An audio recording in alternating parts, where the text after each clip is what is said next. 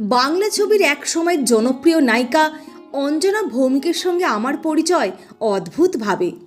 তখন আমি নরেন্দ্রপুর রামকৃষ্ণ মিশনে ক্লাস 9-10-এ পড়ি। সেই সময় আমাদের আশ্রমের হাসপাতালের দায়িত্বে ছিলেন শ্রদ্ধেয় শিশির মহারাজ। তিনি ছিলেন এক স্নেহপ্রবণ সন্ন্যাসী।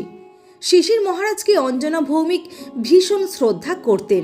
তার সঙ্গে দেখা করার জন্য অঞ্জনা ভৌমিক মাঝে মাঝে নরেন্দ্রপুরে আসতেন।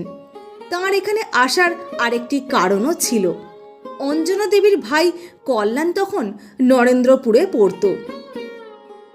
একদিন কোনো কারণে সকালের দিকে হাসপাতালে গিয়েছিলাম শিশিরদার সঙ্গে দেখা করতে। শিশির মহারাজকে আমি শিশিরদা বলেই ডাকতাম।